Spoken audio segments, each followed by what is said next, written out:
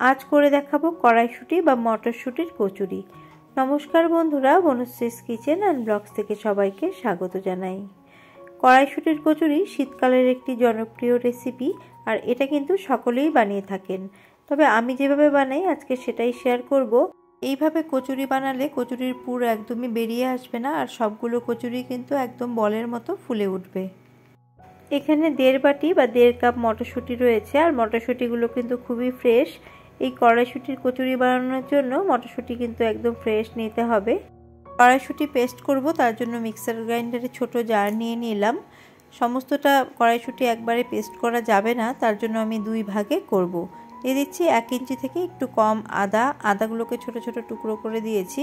আর একটা দিয়ে দিলাম কাঁচা লঙ্কা, দিয়ে দিলাম স্বাদ অনুসারে নুন এবং চিনি, আর 1/4 চা চামচ দিয়ে দিলাম জিরে গুঁড়ো। সামান্য একটু জল দিয়ে এর একটা মিহি পেস্ট আমি তৈরি করে নিয়েছি।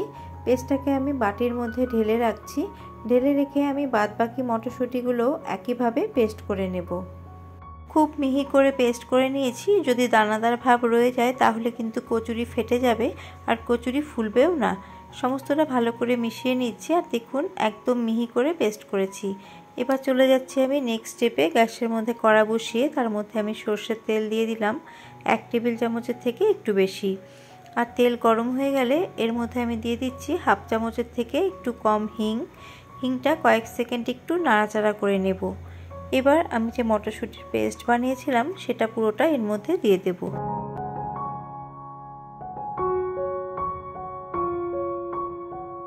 এবার ফ্লেমটাকে মিডিয়ামে করে অনবরত নাড়াচাড়া করে আমি এটাকে ভালো করে কষে নেব।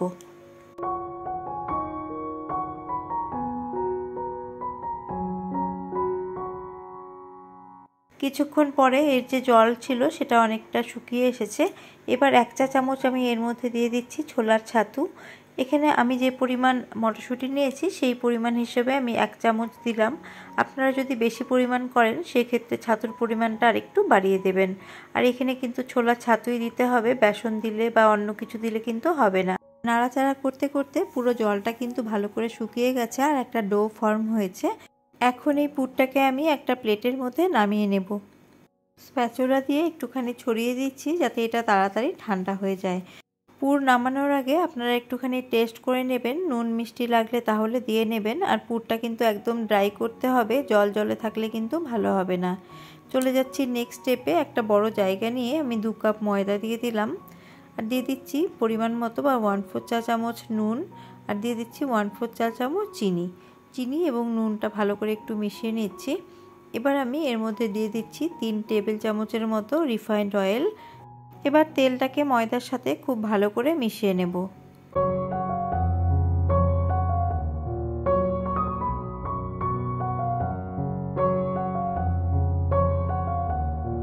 ময়দাটাকে ভালো করে আমি ময়ান দিয়ে নিয়েছি, এতে কচুরিগুলো কিন্তু কিছুটা ক্রিস্পি হবে, খুব তাড়াতাড়ি মিয়ে যাবে না।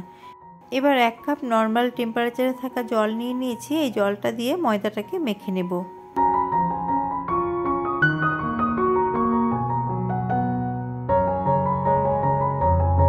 ময়দাটাকে ভালো করে মেখে নিয়েছি। ময়দাটা না খুব শক্ত মেখেছি না খুব নরম মেখেছি, দেখুন এইভাবে মেখে নিতে হবে। এবার একটা ঢাকা দিয়ে আমি ময়দাটাকে আধা ঘন্টার জন্য রেস্টে রেখে দেব, তাহলে কচুরিগুলো কিন্তু খুব ভালো হবে। তার আগে আমি একটু হাতের মধ্যে সাদা তেল নিয়ে আমি এর ওপরে একটুখানি বুলিয়ে দিচ্ছি। ময়দাটাকে রেস্টে রেখে দিয়ে আমি এই কচুরির জন্য আলুর দম বানিয়ে নেব। তার জন্য 5টা আলুকে আমি মধ্যে দিয়ে ফালা দিয়ে আমি সেদ্ধ করে নিয়েছি। আলুগুলোকে নুন এবং হলুদ দিয়ে আমি লাল লাল করে ভেজে তুলে নিয়েছি। ওই কড়ার মধ্যেই আরেকটু তেল অ্যাড করে তার মধ্যে আমি শুকনো লঙ্কা, তেজপাতা এবং জিরে ফোড়ন দিয়েছি। ফোড়নটাকে কয়েক সেকেন্ড একটু ভেজে নিচ্ছি। ফোড়ন থেকে যখন সুন্দর গন্ধ ছাড়তে শুরু করবে তখন এর মধ্যে একটা গোলা মশলা দিয়ে দিলাম। এই মশলার মধ্যে 1/2 চা চামচ জিরে গুঁড়ো, 1/4 চামচ ধনে গুঁড়ো, 1/4 চামচ আদা বাটা, লাল লঙ্কার গুঁড়ো এবং কাশ্মীরি লঙ্কার গুঁড়ো আর হলুদ গুঁড়ো। মশলা কষার সময় পরিমাণ মতো নুন দিয়ে মশলাটাকে তেল ছেড়ে আসা অবধি কষে নিয়েছি, আর ভেজে রাখা আলু দিয়ে আরও মিনিট খানিক কষে নেব।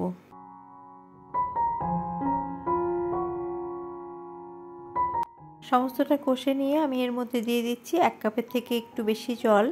যেহেতু আলু সেদ্ধ করে ভেজে নিয়েছি তার জন্য জলের পরিমাণ খুব বেশি দিতে হবে না।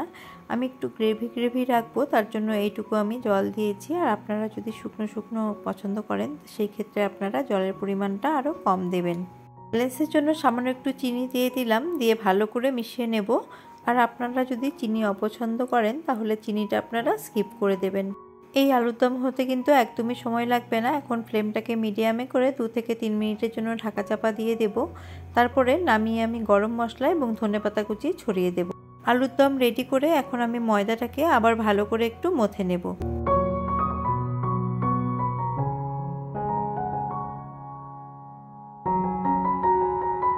এর মধ্যে থেকে আমি ছোট ছোট লেচি কেটে নিচ্ছি। 2 কাপ আটাতে আমার 12টা লেচি হয়েছে। লেচিগুলোকে ভালো করে রোল করে নিয়েছি। এবার একটা লেচি নিয়ে আমি এইরকম বাটির মতো শেপ দিয়ে নেব। তারপরে এর মধ্যে আমি পুর ভরে নেব।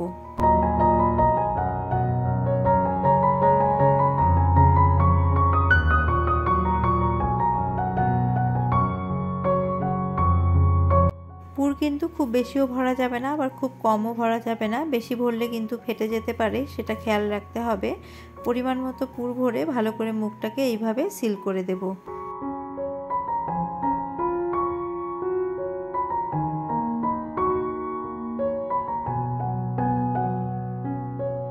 একটা আমার রেডি হয়ে গেছে। এইভাবে আমি সমস্ত লেচিগুলোতে পুর ভরে নেব।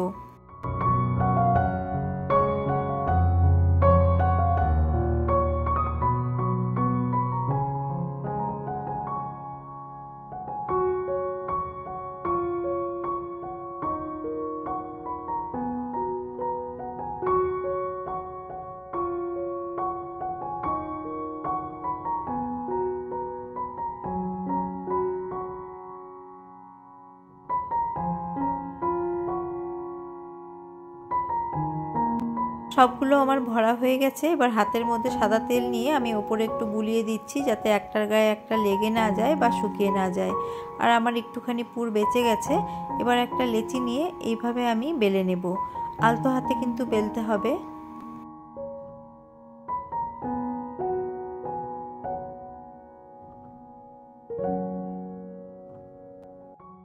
একটা কচুরি আমার বেলা হয়ে গেছে। আমি আপনাদের সুবিধার্থে আরেকটা দেখিয়ে দিচ্ছি কিভাবে বেলে নিতে হবে।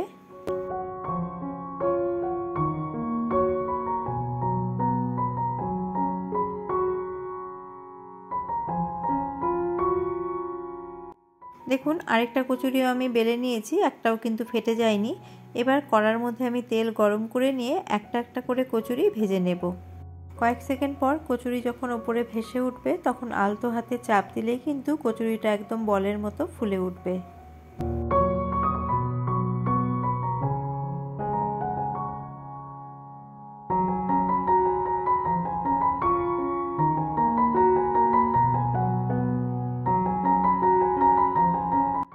দেখুন কচুরি আমার ভাজা হয়ে গেছে। আমি একটু কড়া করেই ভেজে নিলাম। আপনারা চাইলে এটাকে একটু হালকা করেও ভেজে নিতে পারেন। একইভাবে আমি আরেকটা কচুরিও ভেজে নেব।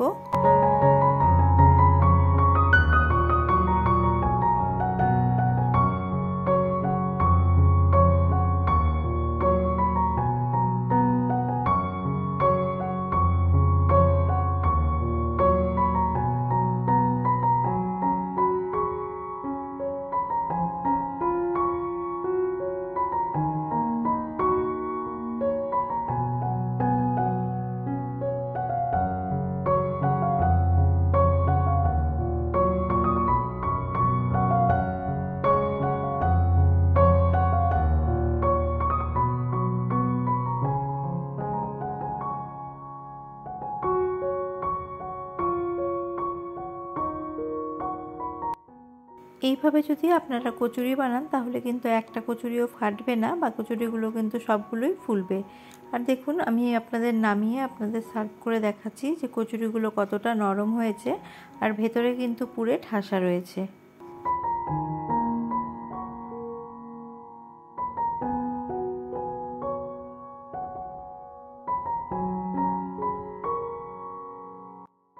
নিরামিষ আলুর দম এবং মাখা সন্দেশের সাথে আজকে আমি কচুরি সার্ভ করলাম।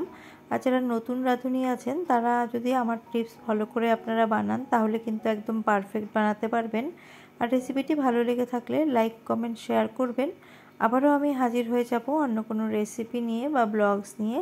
আজ এই পর্যন্তই। নমস্কার।